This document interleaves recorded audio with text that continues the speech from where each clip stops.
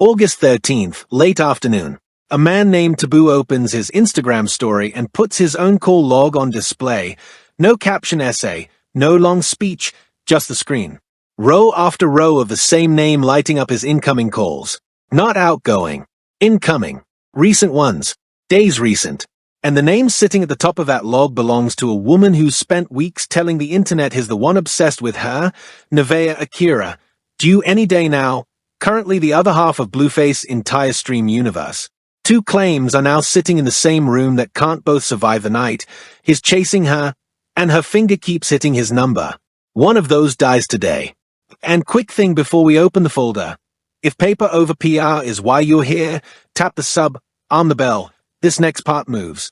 Now, before a single exhibit hits the table, you need to understand what kind of room this happened in. Because the room is half the story. A Twitch stream is not a living room. It looks like one. It's dressed like one. The couch is real, the snacks are real, the arguments are real enough. But a living room doesn't have a chat panel scrolling at 4 messages a second. A living room doesn't have a clip button. A living room doesn't pay out. Whatever happens inside a stream happens inside a machine that converts friction into revenue in real time, and everybody in this story, every single one of them, knows exactly where the cameras are. Keep that in your pocket. It buys something later. And one more piece of stage setting. Because the names are going to move fast. If you've been outside this particular corner of the internet, here's the short version. Blueface, Johnathan Porter, has spent years turning his personal life into serialized programming across multiple relationships, multiple platforms, and at least one previous public paternity dispute that we'll get to in detail later, because it's not backstory, it's a blueprint. Nevaeh Akira entered that ecosystem earlier this year, went from new face to co-star to expecting mother in a matter of months, and did it almost entirely on camera. And Tab00, the man holding the screenshots, is the figure her side of the internet has been describing for weeks as an ex who can't let go. That framing matters. Write it down. Because the entire night of August 13th is a war over which of those two descriptions survives contact with a document. The setting, a Twitch stream out of Los Angeles, August 13th, 2026. Johnathan Porter, Blueface to everybody watching, live with his girlfriend Nevaeh Akira, who is deep into the final stretch of a pregnancy the couple confirmed back in February. The trigger, Tab00. The man Nevaeh's camp has publicly framed as a clout-hungry ex, uploads screenshots of his recent call history to his Instagram story with the caption, "Chat, please tell this girl to stop lying." Within hours, the chat in Blueface's own stream is doing what chats do, informing on her in real time. What followed was an on-camera confrontation, a shifting explanation, a phone call placed midstream, and a legal threat that got posted and deleted before most people even saw it. Notice the sequence inside that summary, because sequence is everything tonight. The screenshots didn't arrive during the stream. They arrived before it, which means by the time Blueface and Nevaeh went live, the document was already circulating through the exact audience that was about to sit down and watch them. The chat wasn't an audience that night. It was a courier service. Every person typing "she been calling him" into that scroll was hand-delivering Taboo's exhibit into the living room, and there was no version of that stream where the subject didn't come up. That's not a confrontation that happened to get filmed. That's a confrontation that was scheduled by somebody who isn't either of the two people on the couch. Let's lay the paper on the table first. No interpretation yet. Just what exists. And a quick word on why we do it this way, because it's not ceremony. When a story like this moves, it moves through telephone. The clip pages trim it, the blogs paraphrase the trim, the comment sections paraphrase the blogs, and by the third generation of retelling, you've got people arguing about events that appear in no footage anywhere. So we build the table first, exhibit by exhibit, only what's documented, only what you can go verify yourself. Then, and only then, we start leaning on it. You deserve to know exactly which load-bearing claims are paper and which are pattern. Most channels won't make that distinction for you, because the distinction costs them the juiciest version of the story. It's going to cost us nothing. Watch. Item 1. The story post itself. Taboo's upload displays his incoming call log with Nevaeh's name appearing multiple times across recent days. Caption chat, "Please tell this girl to stop lying," and the whole thing got clipped, reposted, and archived by viewers within the hour, which is how it survives even if the original comes down. Sit with the mechanics of that exhibit for a second, because the details are doing quiet work. It's an incoming call log. That's the whole exhibit. He didn't post messages. He didn't post photos. He didn't post audio. He posted the one artifact that answers the accusation that had been hanging over him for weeks. The accusation that he was the pursuer, with a single image that inverts the direction of every call on the list. There's an economy to that choice that you should respect even if you don't like the man. A paragraph can be argued with. A screenshot of a system-generated log has to be answered, and the only answers available are it's fake, which nobody has claimed, and we'll come back to that, or yes, but here's why. Every path off that screenshot runs through an explanation. The person holding the document doesn't have to explain anything. That's what leverage looks like in 2026, not the loudest voice, the oldest file. And the caption, "Chat, please tell this girl to stop lying." Read it again. He's not addressing Nevaeh. He's not addressing Blueface. He's addressing the chat, the distributed, anonymous, always-on jury that actually adjudicates these disputes. That tells you he knows exactly where these cases get tried.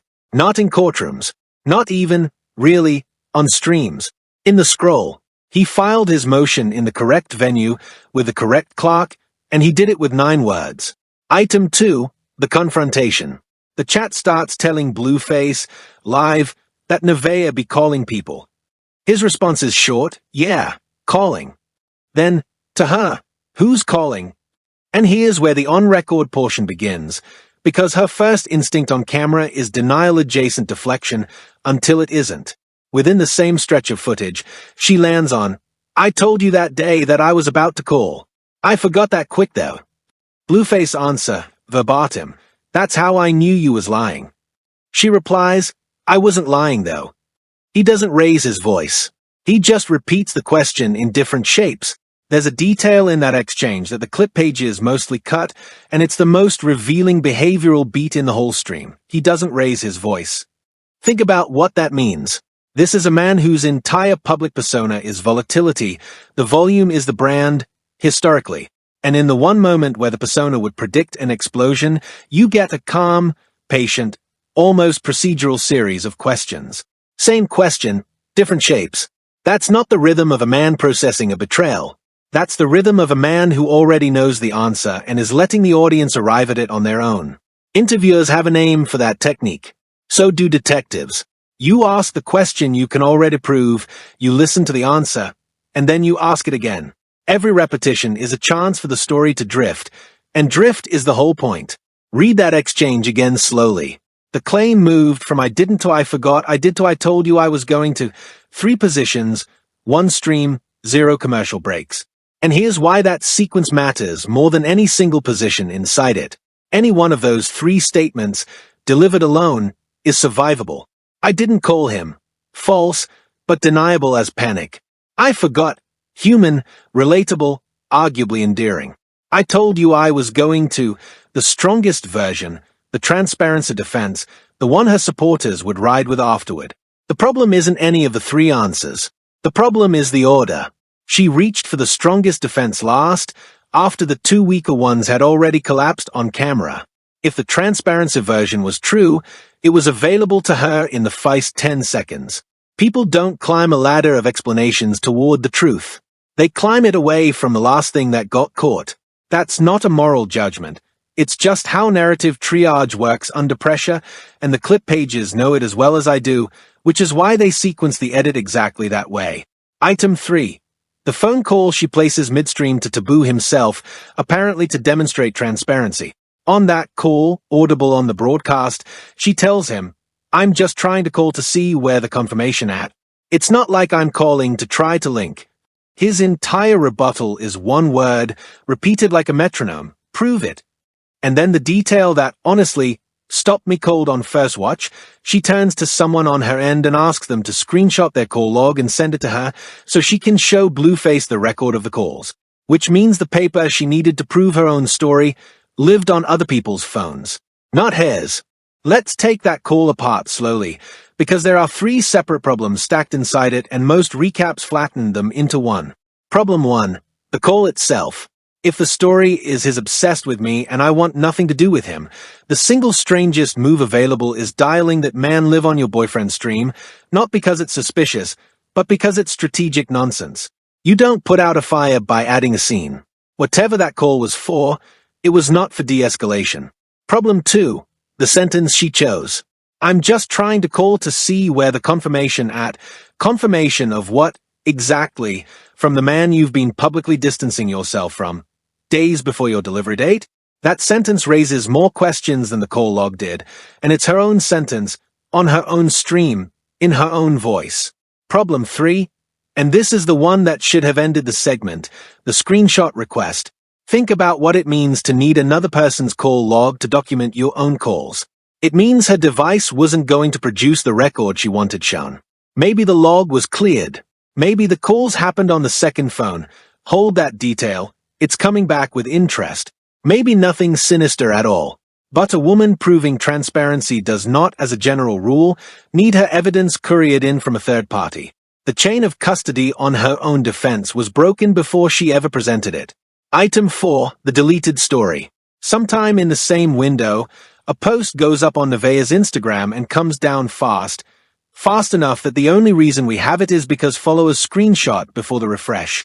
It reads, "Serve cease and desist letter suing for defamation of character as well. Shout out to my sister Victoria and her mom for finding me the best lawyer. Had enough playing with everyone." 4 exhibits. And before we overlay anything, notice what's not on the table, because the absences are load-bearing. There is no denial that the number in the log is hers. There is no claim that the screenshots are doctored. There is no statement from Taboo claiming an affair. There is no statement from Blueface claiming one either. 4 exhibits, and the word fake appears in none of them. When a document drops and every party involved treats its authenticity as settled, the woman in the log admits calling, the man on the couch treats the calls as fact, and the legal threat that follows accuses the document of being damaging, not fabricated, then authenticity is not the open question. The open question is the one everybody's step dancing around. If the calls happened, and everyone agrees the calls happened, what were they for? Everything after this point in the script is that question wearing different clothes. No interpretation. That's the table. 4 items. All documented. Now we overlay. Because none of this happened in a vacuum, and the calendar is doing more talking than anybody on that stream. Go back to February 22nd. Blueface learns live on stream that Nevaeh is pregnant with what would be his 4th child, and his visible stunned reaction becomes the clip of that week. The pregnancy gets confirmed publicly shortly after, with the couple leaning into the announcement. By late July, the two of them are doing press-adjacent press about the pregnancy. TMZ runs a piece on July 31st about their intimate life that I will not be quoting in detail, because some paper doesn't deserve to be paper. Read that February to August arc as a programming schedule, because that's what it is. February. The reveal, maximum shock value, his unguarded face as the thumbnail. Spring, the confirmation cycle, where the relationship gets formalized in the press. Late July. The intimacy beat, keeping the story warm through the slow middle trimester of public attention. And then August, the delivery month, which in content terms is the season finale. Every pregnancy has a due date. This one has a release window. I'm not saying the relationship is fake. I'm saying the relationship has a content calendar, and the two facts are not in conflict, they are the same fact. And a finale is exactly when a franchise is most exposed, because finale weeks concentrate attention. Which means August 2026 was, mathematically, the single highest attention window of Nevaeh Akira's entire public life to date. Remember that when we get to the timing of Taboo's post, he didn't pick a random Tuesday. Nobody picks a random Tuesday. Then August hits. Days before Taboo's story post, Krizun Rock, yes, that Krizun, drops 102 gifted subs into Blueface stream. He says shout out to Krizun. Nevaeh reportedly blocks her on the spot, and Blueface team reportedly unblocks her TikTok. That's the emotional weather inside that house when the call log story lands. 102 gifted subs. I want to talk about that number, because it's not a donation, it's a flare. Gifted subs are public. They are theatrical. The name of the gifter is announced by the platform itself, on screen, in front of everybody. Chrisin Rock has been in this ecosystem long enough to know precisely what her name does to that household's weather system, and a public platform announced chat visible gesture days before her ex's girlfriend gives birth is not nostalgia, it's positioning. And look at the response chain it triggered, because every link in it is a tell. Blueface accepts it out loud, shout out to Chrisin, on stream, in front of the pregnant girlfriend. Nevaeh's reported response is a block, which is the only move available to her and also the one guaranteed to become its own story. And then the reported unblock from his side, which quietly answers the question of whose channel this actually is. By the time Taboo's screenshots went up, that living room had already spent a week performing a triangle for the audience. The call log didn't start the fire. It landed in a house that was already warm. Now, wait, back up, because this is the part that reframes everything. During the confrontation, Blueface says this, and I need you to hear every word. How you say you was with me in September, then you all of a sudden with me in November? How does that add up? And Nevaeh's answer is not an answer. It's August. Why are you still talking about November and September? Count backward 9 months from a late August delivery. You land at the end of November, which means the exact window Blueface is interrogating on camera September versus November. Who was where, who was with who, is not random jealousy archaeology. It appears to be the conception window of the child arriving within days. When he asks about November, he's asking about the baby's paperwork before the baby has any.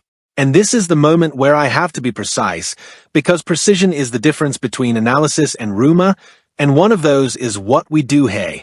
Nothing in the footage establishes anything about paternity.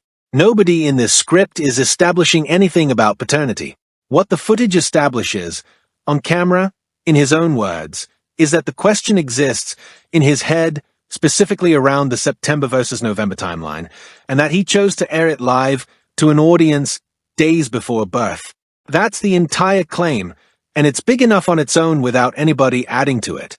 Because think about what it means for that question to be sitting in the chamber during a segment about secret phone calls. He isn't asking, did you call him? He already has the document for that. He's asking, why does your story about the fall keep moving? The call log is the exhibit. November is the charge. And her answer, it's August. Why are you still talking about November and September? Deserves its own paragraph, because it's the most sophisticated move she makes all night and it still isn't good enough. It's a calendar dodge, reframing his question about the past as an unhealthy obsession with the past. And rhetorically, it almost works. It would absolutely work in a private argument. But this isn't a private argument, it's a proceeding, and in a proceeding, why are we still talking about the dating question is not a defense. The dating question is the case. You don't get to object to the timeline being the timeline. And if you've ever moderated or run chat for one of these streams, you already know the mods and the clip pages see everything hours before the couple does. The informant network is the whole business model. That call log was never going to stay on Taboo's story. It was always going to end up read aloud in that living room. One more overlay note, and I'll flag it honestly. The screenshots show incoming calls. They don't show what was said on them. Duration, content, tone, none of that is in the paper yet. I still lean where I lean. But it's because of her own shifting words on camera, not his screenshots alone. Keep that distinction in your pocket. That distinction is worth slowing down for, because it's the firewall between this channel and the rest of the internet tonight. A call log is metadata. Metadata tells you contact happened. It does not tell you what the contact meant. People call exes for boring reasons, logistical reasons, genuinely innocent reasons, and if tomorrow somebody produces context that makes these calls innocent, then the honest parts of tonight's analysis survive it. Because tonight's analysis was never built on the screenshots. It's built on the 3 drafts of her explanation, the borrowed call log, the 2 phones, and the deleted legal threat. Her words, her posts, her deletions. Taboo's paper started the night. Her own paper is what's deciding it. Now the magnifier. 3 lenses. Small details. Heavyweight. Lens 1, the digital one. That deleted legal story. Serve cease and desist letter suing for defamation of character as well. Posted, then pulled. Deletion doesn't erase, it annotates. A person who is confident in a legal threat leaves it up. A person who gets a phone call from an actual lawyer or from someone who understands what discovery means takes it down. The story's half-life was minutes. Its evidentiary life is permanent. There's a second layer to the deletion that almost nobody caught, and it's the timestamp logic. Legal threats are normally slow. Lawyers draft them, review them, send them by letter or email, and the target gets days to respond. What Nevaeh posted wasn't a legal action. It was the announcement of a legal action posted socially in the same emotional window as the confrontation, and then withdrawn within minutes. That timeline doesn't describe a legal strategy. It describes an impulse that got intercepted. Somebody in her circle, and the post itself names the sister and the mother as the legal assembly line, got a phone call, and the call went roughly the way these calls always go. You can threaten whatever you want. But the second you file, everything you've ever typed becomes an exhibit. Deletion doesn't mean the threat was insensate. It means someone explained the bill. Lens 2, the behavioral one. Listen to the sentence shape. I got 2 different phones. She volunteered that midstream while explaining why her own call log wasn't handy. 2 phones, one of which apparently contains a call history she'd rather reconstruct from his screenshots than display from her own device. And then there's the triple shift, denial, then forgetfulness, then strategy. I told you I was going to call. 3 explanations for one action is not a memory problem. It's a narrative being stress-tested in real time, and each version failed the next question. Let's stay on the 2 phones, because it's the detail the comment sections turned into a joke, and it's actually the most structurally important sentence she said all night. 2 phones is not damning. Plenty of people carry 2 phones, work lines, business lines, old numbers. That's not the point. The point is what the second phone does to the evidence. The moment she says, I got 2 different phones, every call log in the room becomes partial by definition. His screenshots? Partial. They only show what she chose to send from whichever device. Her own log? Partial. Which phone? The borrowed screenshot she requested midstream? Partial and second-hand. With one casual sentence, the entire documentary record of the night got quietly downgraded from the calls to the calls we know about. I don't think she understood she was doing that. That's what makes it land. The most damaging sentence in your story is usually the one you said to be helpful. Lens 3, the legal one, and this is where the deleted story gets genuinely interesting. Defamation of character requires a false statement of fact. Truth is a complete defense everywhere in the United States. If the call log is authentic and nobody, including Nevaeh, has claimed it's fabricated, she admitted calling, then publishing it isn't defamation. It's Tuesday, and a cease and desist letter, for the record, is not a lawsuit. It's a sternly worded email with letterhead. It compels nothing.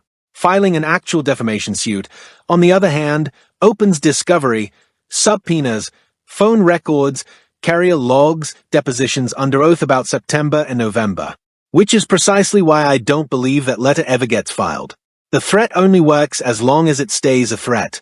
Let me make the discovery point land even harder, because I don't think the audience fully prices what discovery means for a stream household. Discovery is not a hearing where you tell your side. Discovery is a subpoena-powered audit. Carrier records don't care which phone you handed over. The carrier has both numbers, both devices, full logs, timestamps, durations, the works. Text records get pulled. Third parties get deposed. And in this story, the third parties include the person who screenshot their own call log for her, the sister who found the lawyer, and anyone else within texting distance of August 13th depositions are under oath. The clips are already public, so the hypothetical lawsuit would spend months formally verifying, under penalty of perjury, the exact timeline the plaintiff was trying to make expensive to discuss. Defamation suits are for people whose paper is cleaner than their opponents. Filing one into a documentary disadvantage isn't lawyering. It's self-harm with a filing fee. Had to read that deleted story twice to make sure I wasn't seeing things. She announced a defamation suit over a call log she confirmed was real, in writing, then deleted the announcement. That's the whole case against the case. So how did the coverage split? Because it split hard. And before we walk the camps, understand the incentive structure underneath all 3 of them, because none of these framings are innocent. Every outlet, page, and comment section that touched the story was solving the same business problem. How do you package a morally complicated, legally delicate, genuinely sad story into something shareable before the next story lands? The packaging choices differ. The problem is identical. So when I walk you through the three camps, don't just listen for which one is wrong, listen for what each camp needs to be true, because in this economy, framing is inventory. The first camp, the blog circuit, ran it as a comedy beat. Man exposes woman, woman fumbles on stream, clip the funniest 30 seconds, ship it. That framing buries the November question entirely, which is either lazy or deliberate, and with these pages it's usually both. Here's the thing about the comedy framing, though, it's not just lazy, it's protective, and not of her. Of the format. If the blogs acknowledge the November question, the story stops being a meme and starts being a paternity-adjacent story about a very famous, very litigious adjacent household, with a baby days away, which is the exact moment legal exposure and advertiser discomfort enter the chat. Comedy is the cheapest liability shield in digital media. Ha ha! She fumbled can never be sued. The conception window is in dispute absolutely gets phone calls. So the 30-second laugh edit isn't just the algorithm's preference, it's the legal department's. The story got flattened because the flat version is the insurable version. Somebody should say that out loud. The second camp, Nevaeh's defenders, landed on the most respectable version of events available. She called him openly, told Blueface in advance, and did it specifically to collect the screenshots that would clear her name. Transparent, proactive, even. And I want to sit with that version for a second, because it deserves a fair hearing before it gets one. If she genuinely told him beforehand, if the call had one purpose and the purpose was evidence gathering, then the call log is exactly what she says it is. Fine. Now take that version to the footage. The footage shows the chat telling Blueface first, not her. The footage shows the explanation arriving in 3 drafts. The footage shows her asking someone else to screenshot their log because hers wasn't producing the record she needed. And the deleted story shows the word defamation aimed at a document she acknowledges is authentic. Somebody's going to say in the comments that she was just trying to protect her relationship. Protection doesn't usually require a lawyer, a deletion, and amnesia in the same afternoon. There's one more stress test for the defense camp's version, and it's the simplest one in the whole script. If the calls were pre-disclosed, innocent, and evidence-gathering, if this was a transparency operation, then the correct response to Taboo's story post was a yawn. Yes, I called him. Blueface knew. Here's the context. Next question. That response ends the story in one news cycle and makes Taboo look exactly like the obsessive ex she'd been describing. It was available. It was free.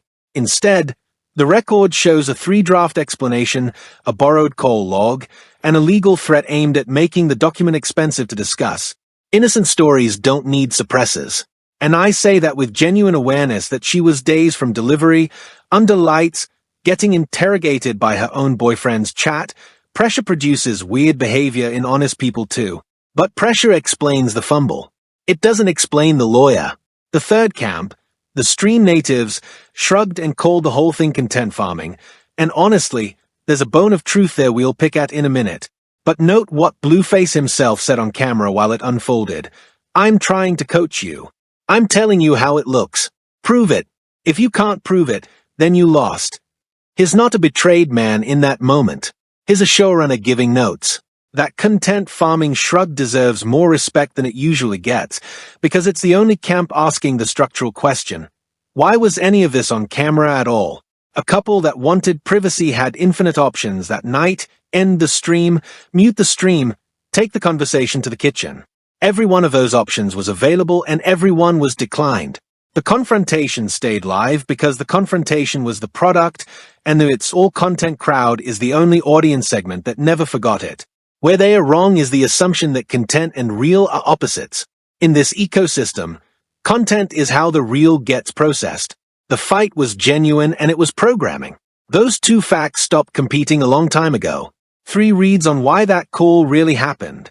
Panic with the baby days away, proof gathering like she claims, or get back while Blueface was publicly orbiting Kristen again.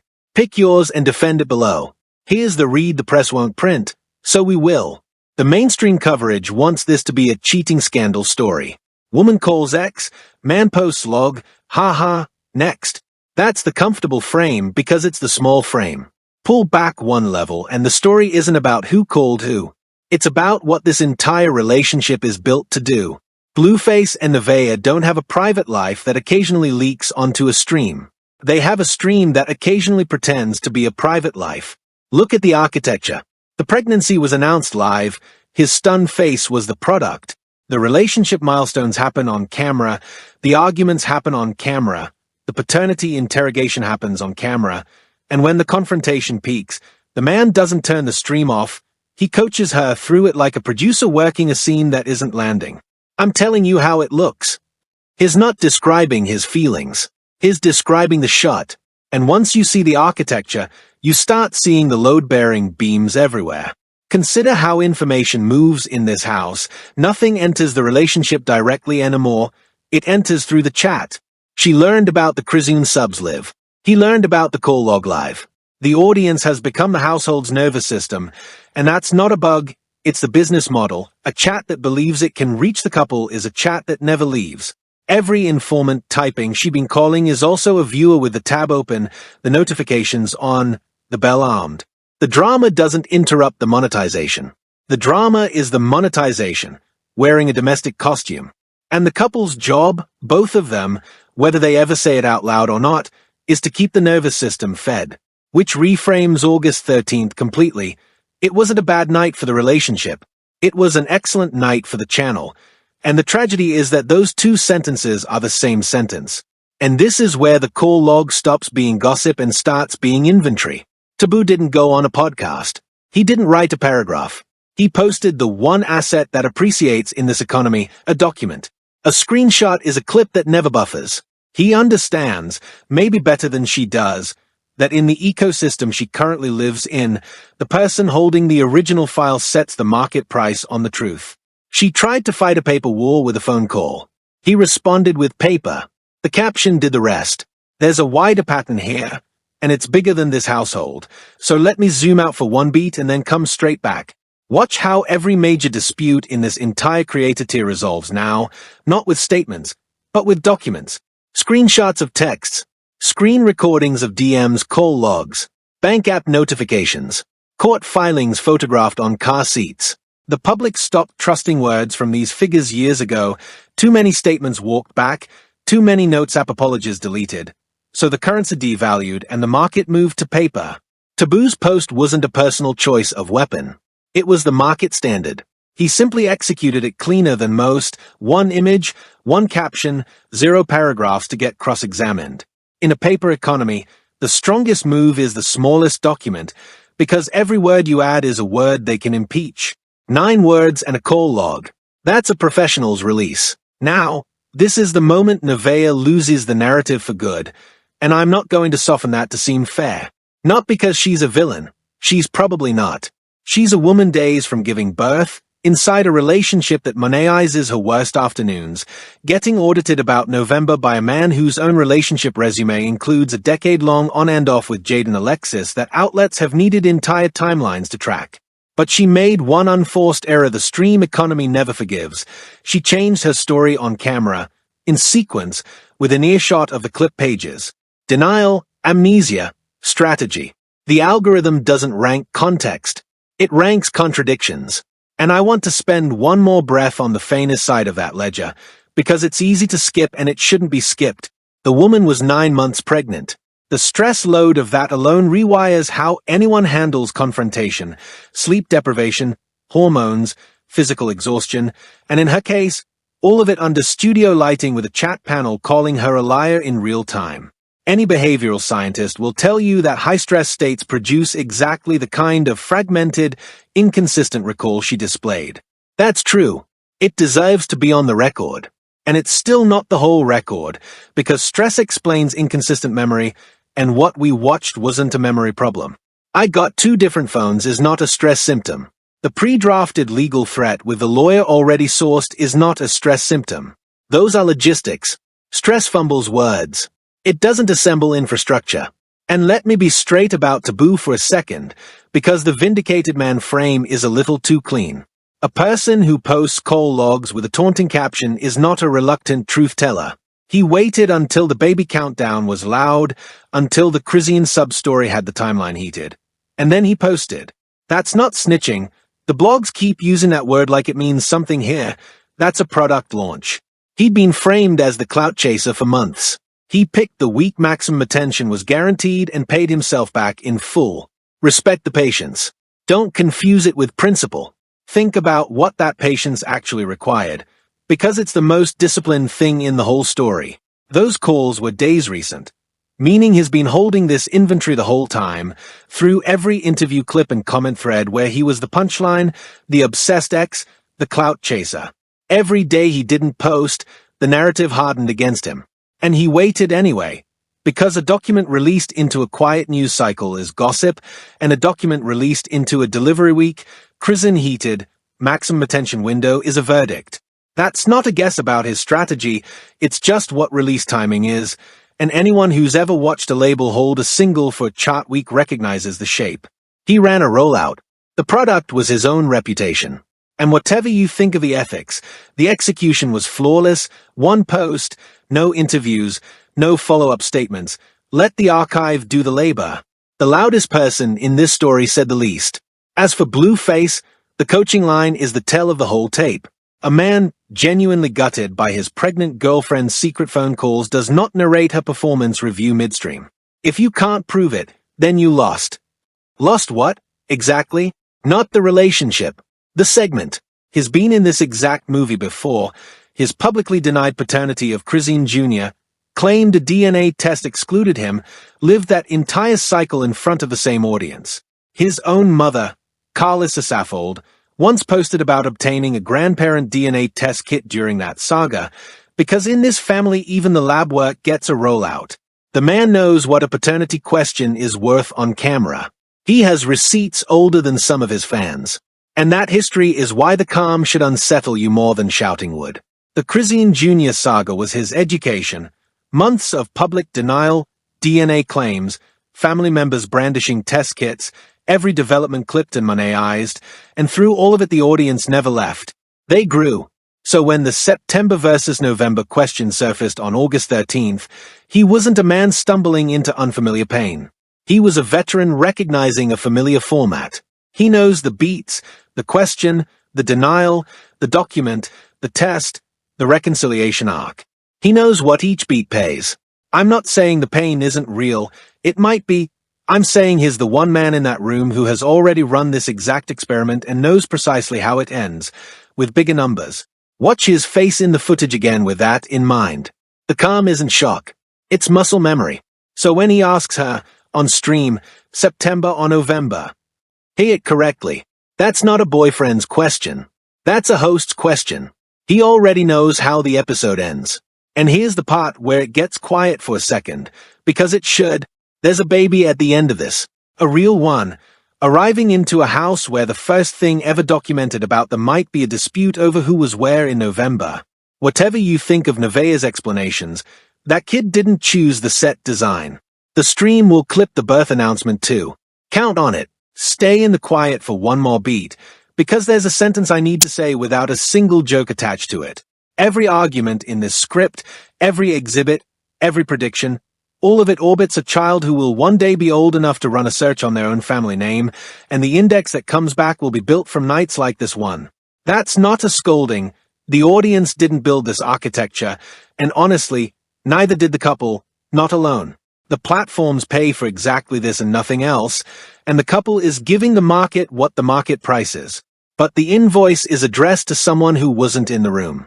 That fact doesn't change any of the analysis. It just changes what the analysis weighs. Okay, court's back in session. Okay, climbing back. Because the last piece of the verdict is the deleted story, and it's the loudest thing she never said. Defamation of character is not what you threaten when someone lies about you. Lies you refute with documents. She had a whole phone, 2 phones by her own count, full of refutation. Defamation is what you reach for when the thing being said is true and your only remaining move is to make saying it expensive. The lawsuit threat wasn't aimed at Taboo's screenshots. It was aimed at the conversation the screenshot started. And she deleted it because somebody, maybe the sister, maybe the mom, maybe the best lawyer, explained what discovery does to a timeline like hers. The call log didn't expose a cheater. It exposed the supply chain. She produced the drama, he produced the document, the chat produced the delivery, and Blueface produced the episode. Everybody in this story got paid except the truth, which got deleted within the hour, and somehow still clocked in. And that supply chain framing is worth one more turn, because it explains why stories like this never actually resolve. Notice that every participant's incentive points the same direction, away from resolution. She can't resolve it, because a settled story stops producing clips. He can't resolve it, because the document's value is highest while the question is open. Blueface can't resolve it, because the September versus November thread is the single most valuable unresolved asset on his channel, a question the audience will tune in for months to watch get answered. The blogs can't resolve it, because a resolved story is a dead vertical. Everybody at the table is holding inventory that depreciates the moment the truth lands. So the truth will not land. Not because anyone's hiding it, because everyone's renting it. The only party with a pure incentive to settle everything on the record is the one who threatened the lawsuit, and she deleted the threat within the hour. Draw the map yourself. It only has one shape. So what happens from here? Forward only. Watch the lawyer language evaporate first. By the time this month closes, there will be no defamation complaint on file anywhere with Nevaeh Akira's name on the caption, and if I'm wrong about that, it'll be the most self-destructive filing of the year, because the defendant's first exhibit is a call log she's already authenticated on camera, and his first subpoena is her carrier records for November.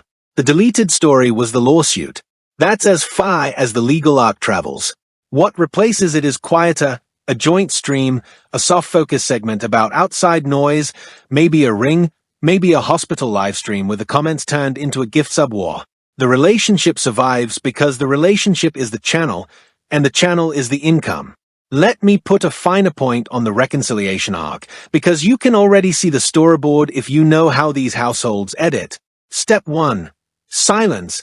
48 to 72 hours where nobody addresses it directly and the clip pages do the work of keeping it alive. Step 2. The joint appearance, framed as strength, we're solid, you'll want us to break so bad, which converts the scandal into a loyalty test for the audience, and loyalty tests are the highest converting content there is. Step 3. The birth, which reframes everything as family, and against which continued scrutiny reads as cruelty. That third step is the genius of the calendar. Whether by design or by accident, the arrival of a baby is a narrative reset button that no other event on Earth provides. Every prediction in this section is falsifiable. By the way, the legal filing, the joint stream, the reset. Screenshot the whole paragraph. I want the receipt either way. Now the wild card. And it's sitting in Taboo's camera roll. He said on that call, or strongly implied it, that he was ready to record the whole conversation. If audio exists and he releases it, the story jumps a tier overnight, because right now the public only has that she called, not what she said. Don't be surprised if the next drop is timed to the birth announcement itself. That's the 1 week her name will outrank his in every search index, and this man has already demonstrated he understands release schedules better than some labels. One honest hedge, recordings of phone calls carry their own legal exposure in California, which requires both parties to consent. So the wild card might stay holstered precisely because firing it is the one move that could flip him from document holder to defendant. Somebody in the comments knows exactly which firm drafted that cease and desist. By the way, the phrasing reads like a template I've seen somewhere before. Drop it if you've got it, because the letterhead tells us how serious this actually was. That two-party consent point deserves one more layer, because it's the single most interesting strategic knot in the whole story going forward. California's all-party consent rule means that if Taboo recorded the call and releases it, he potentially hands Nevaeh the first legitimate legal claim of the entire saga, not defamation, which dies on the truth defense, but a recording claim which doesn't care whether the content is true at all. Think about that irony. The one piece of evidence that could answer the night's biggest question, what was actually said on those calls, is also the one piece of evidence that converts the man holding the receipts into the man holding the liability. Which means the audio, if it exists, is most valuable unreleased, an asset everyone believes in and nobody can verify. Scroting is receipts.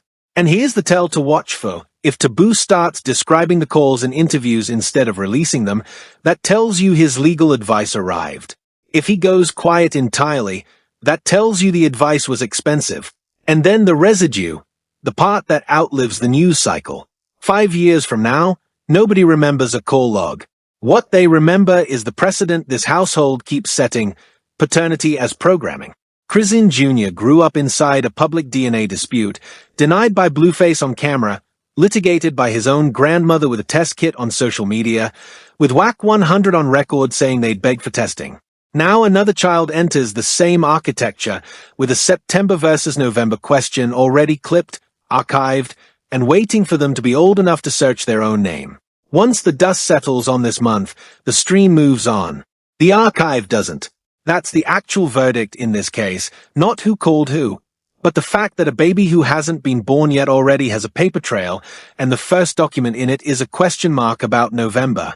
There's one more thing about the archive that almost never gets said, and then I'll land the plane.